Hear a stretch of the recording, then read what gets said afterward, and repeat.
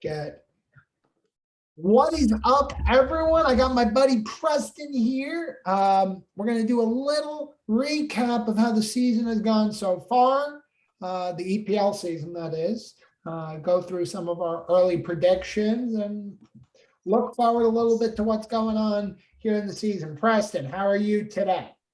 Good, sir. Thanks for having me. It is my pleasure. Well, we are going to get after this nice and quick and to the point. So before the season, Preston, Leo, and I looked at the 21-22 season, and we gave some projections.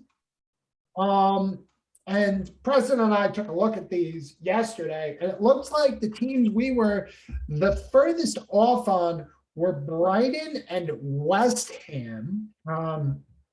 On aggregate, we had Brighton 20th and West Ham 15th. Right now, West Ham is 3rd and Brighton is 7th. So, yeah, don't really know how to explain that one. We're not professionals, it's for fun. We are not professionals, but here's what I will say. I had West Ham 11th. You had West Ham 15th. Leo apparently is not buying into was not buying into the West Ham hype and had them 20th. So maybe we weren't that far off, but Brighton, we were all way off. You had him 20th. I had him 19th. Leo had him 16th. We all had him in and around the relegation battle, and they're flying right now. They're flying.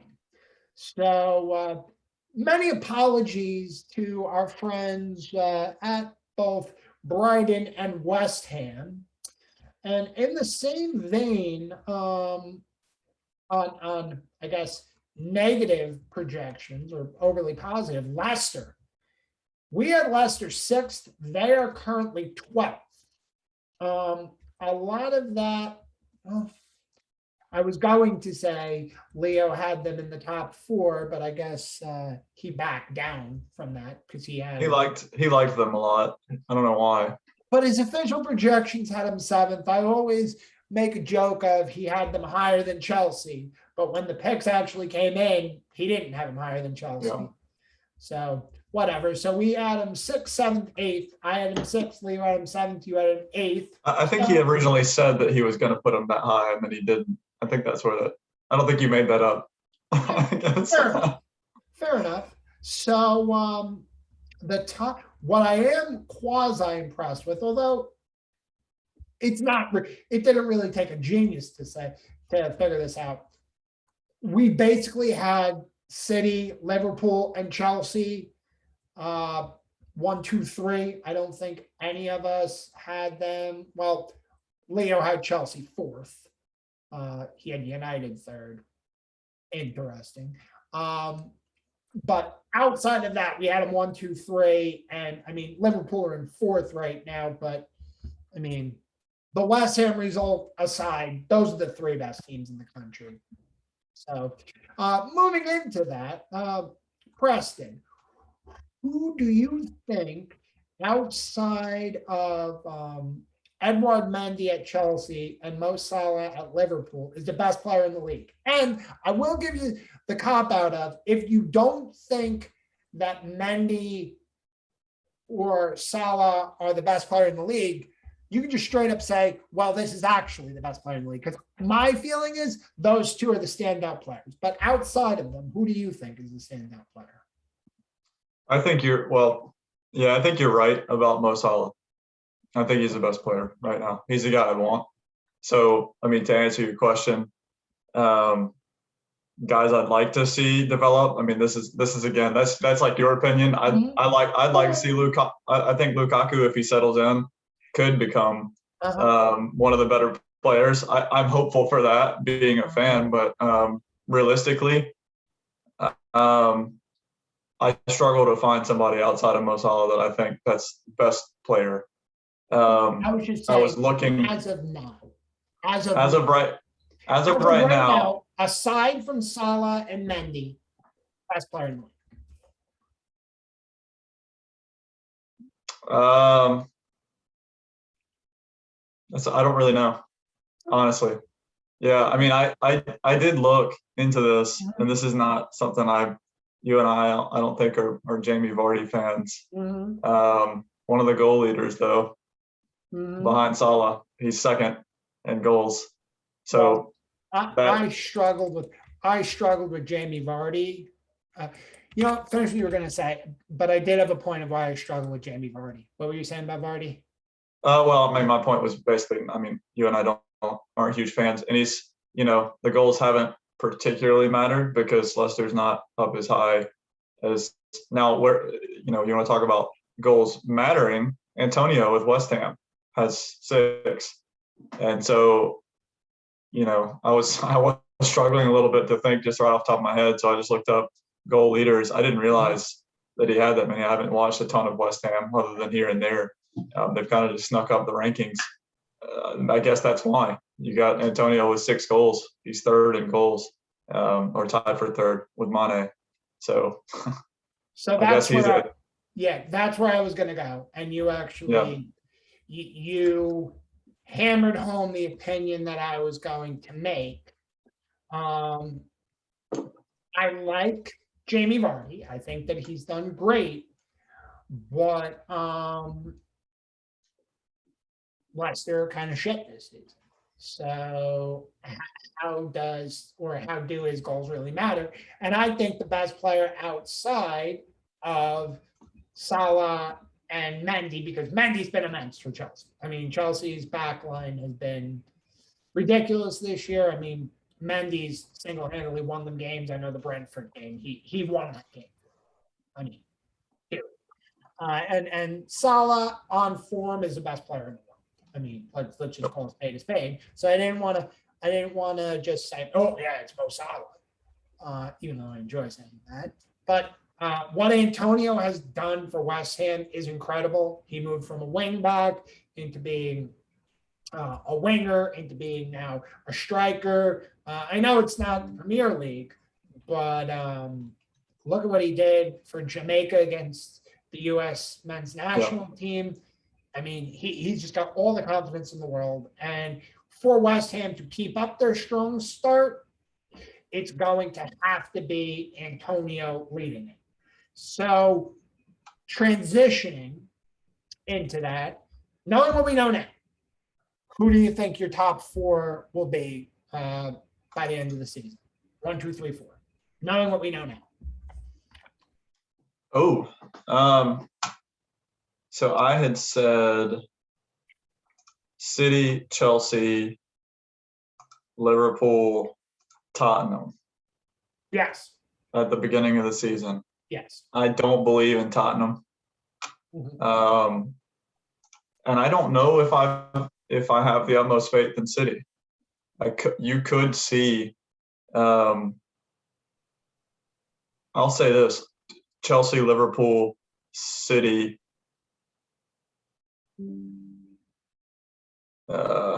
United, maybe. Okay. United's been kind of streaky, I guess maybe is the term. You don't know who they are. They don't know who they are. I like that. Okay. That's my 1, 2, 3, 4. Okay. I am going and to clarify, in which order? 1, you have Chelsea, Liverpool, City, United. City third. Wow. I went through this with you yesterday. I think that of the top 3, Chelsea are as close to their top form as possible. I mean, if Lukaku comes in and is a house on fire, that's really their trump card. But I mean, they've been outscoring their potentials. Mendy's been great, but I don't know if he's going to stand on his head more. I realized something you and I said about each of our teams respectively. Is you had said, I think Chelsea's playing the best they can play, and I sort of disagreed. And then you said Liverpool is playing so. I think they're capable of more, and then I disagreed with you. And I was like, we were saying kind of the same things about what we want to be true of our teams. I was saying I think Chelsea could be capable of more, and then you said the same of Liverpool. Yeah, But well, I don't think either of us is wrong. Like they're not mutually exclusive ideas. We could both be right. Both our teams in this case could be capable of more, and I think really are. City could hold on to the one spot. They could, but maybe not. It doesn't. I don't know that it depends on them as much as it depends on the play of Chelsea and Liverpool, though. If that makes sense. Yeah, no, it does. It does. And in that, I have to back my initial prediction, which was Liverpool to win the league, City second, Chelsea third. But again, tight. Like I'm seeing like 88, 86, 84. Like we're talking like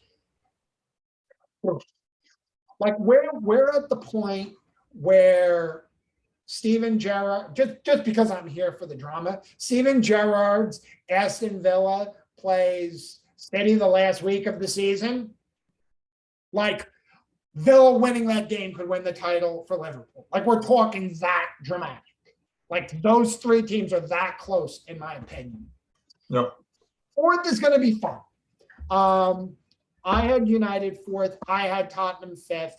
I had Leicester sixth. I don't think that any of those teams are going to finish fourth. It's kind of a rogue shout, and I hope that their ascent begins after this weekend.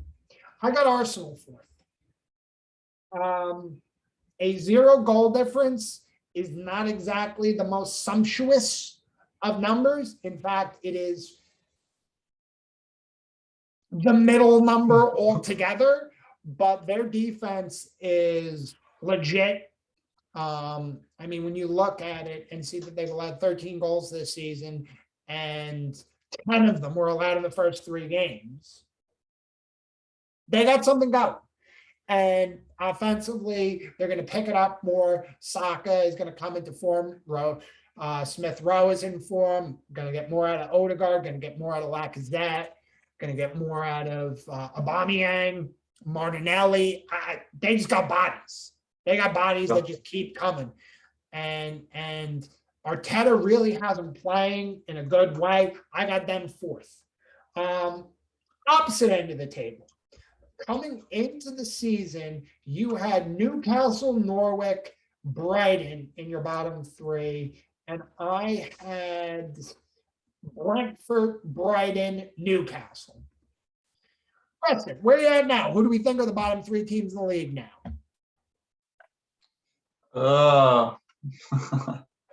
That's not as fun as the top teams. I don't know why. We should have done this first. I know. I mean, Newcastle, money can change things, but not overnight. Maybe the same. Burnley is 18th currently. Yeah. I don't even know. Burnley's 18th right now. Norwich, Newcastle, Burnley is the bottom 3. Right. I mean, Burnley will stay down there. Norwich will stay down there. Maybe Newcastle gets some fire in their belly and gets out of the bottom 3, and that drops like Watford into the bottom 3. I don't want to say I don't care, but I kind of don't care. So I mean, I know it's not fun to get skull and crossbones to teams, but Norwich are so bad, so very, very bad. I know they got Dean Smith from Aston Villa, and he kept Villa up, and he's done well in the championship. And I think they hired him because he's a good championship manager. I think they know they're going down, and they wanted to make sure they had a guy that could help them get back up. They're so dead. Burnley will do enough to stay up. That's Burnley. Sean Dyche eats worms and stays in the Premier League. That's what he does. I mean, looking at I mean, just looking at the teams that are within striking distance of 18th, Watford, they got Ranieri. They have some players. Villa will only get better with Stevie G there. Leeds, I'm just scared, but I saw how well they played last year. Brentford have cooled off massively. And if you listen to my podcasts from when Brentford were hot, when they had knocked off West Ham, when they had knocked off Liverpool, when they played well against Chelsea, I said, look, you don't want to play Brentford now because at some point they're going to fall off. 4 losses on the bats. I don't feel great about Brentford. I'm going to put Brentford in the bottom 3. I loved watching them. It's going to now pain me as a Liverpool fan to say that Liverpool dropped points against a team that got relegated, but I'm going to put them there. And you know what? Newcastle are where Newcastle are, and they still have 10 games before they could get a dime of new money infused. So keep that in mind. While the money is going to come in January, they still have 10 more games, and Newcastle are bad. And Eddie Howe is not a defensive-minded coach, and they have huge defensive problems. I still think Newcastle are going to get relegated. Maybe it's 18th, maybe it's a tight fight, but I still see them getting relegated. So I have Newcastle 18th, Brentford 19th, Norwich 20th. Kills me to give the skull and crossbones to Brentford. And I know it could be seen as reactive from 4 consecutive losses. I know you actually had went through it and you said, let's go through and see how Brentford could get to like 70 points. It was like 68 points, I think, but that was after maybe the first of those losses. I was like, if they win this one, then boom, boom, boom, boom, boom. They were kind of trending in the other direction at the time. I mean, I don't. But that's why it's funny to look at these things, because I'm sure when we do this again at 22 games, we'll look like we had our heads up our asses. Yeah. Because after 22 games, what were you saying? I was just going to say the things I guess I'm looking at here that I do and don't want to see. I don't want to see Brentford relegated. They had some flashes of exciting play. Mm-hmm. It was, right. We laughed about the bees. I don't want to see them get relegated just for one more year, maybe. And Newcastle, I kind of would like to see get relegated because it just makes it interesting. You get a ton of money, but you're relegated, so it's something to watch, from that perspective, I guess. Okay, and all political posturing aside, the championship is a lot more tighter with financial fair play, so they can't get sponsorships for Saudi airline support in the championship. That doesn't fly. Sorry. So pun intended. Yeah, so those are the 3 teams that I have in the bottom. The 4 teams we have in the top. What would you say, as we're wrapping up, when we redo this, because I think we'd be around Christmas time when we're at 22 games, what would be the one thing that we're going to sit back, look at this podcast and say, wow, we were wrong? Like looking at the teams, looking at the fixtures, looking at everything, talking about the players. I know we spoke about Mikel Antonio, we talked about Vardy, we talked about Les, we talked about a bunch of stuff. What one thing are we going to look at and say, wow, we were wrong to not mention them? That's a really good question. I know. You said a lot and asked a good question. I think we'll probably see something wild happen in that like 4, 5, 6 range. I mean, it's kind of like same as this conversation. We wouldn't have expected West Ham, you know. Somebody like Tottenham's going to drop like a rock, or Leicester gets their act together. I don't know. It's a really hard question because you're asking what is the thing that we don't know right now. I don't know what I don't know. It'll be something like that though. I think somebody will really impress us in a way. You know, we'll be talking about how good Leicester's played or whatever, something like that. If I had to guess specifics, it probably is that somebody's going to train wreck themselves, like United or Tottenham, maybe. They'll just drop off a cliff. That's not something I would foresee necessarily, but it's possible. We've guessed Tottenham at like 5th, I think, on average, and they're currently 9th. So they could get worse, and we didn't see that coming. I don't know. What's your answer to that question? What is my answer to that question? I'm going to double down because they were up high on my predictions, and now the legend of the club that I support is their manager. When we have this talk, Villa will be in the top 4. Villa will be in the top 4 when we have this talk again. Villa over United. Villa will be, when we have this talk again, I'm not saying that they will finish there, but when we have this talk again, Villa 22. Maybe not, maybe, let me take a step back. Maybe not in the top 4, but in a very strong discussion for the Champions League. Approaching 4, because that'd be coming from 16 to 4. Well, I mean, I'm just looking at their schedule, and I know that it's kind of speculative, but I mean, Brighton, Palace, City, Leicester, Liverpool, Norwich, Burnley, Chelsea, Leeds, Brentford, United. Not only do I see winnable games there, but I also see games that could impact a lot.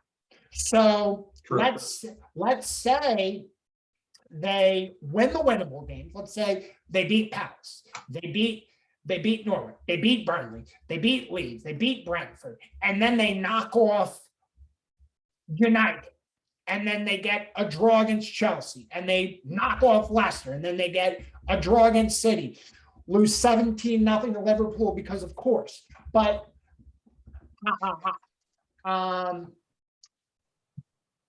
if they can do some damage there, there's both winnable games and games that could impact the schedule. I'm doubling down and saying that Villa are in the Champions League discussion. And we're going to be here in, it looks like mid to late January saying, wow, why didn't we talk about Villa? Why didn't we talk about the ways that Steven Gerrard is going to change the team and guys getting healthy? Because, I mean, going back to that US-Jamaica game, Leon Bailey looked really good against the United States.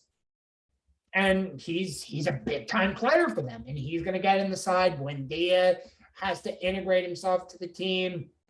They got guys. So I think that that's what we're going to be talking about. I think we're going to be talking about Aston Villa, and we're going to be saying, wow, we should have talked more about them. Like I said. Just did. Now we have. So now we have. Covered. So we're going to wrap up here. I see that somebody else is trying to join, but sorry, too late. We're going to wrap up here. Preston, thank you for your time. Good analysis, and we'll get after it later. All righty. See you, bud.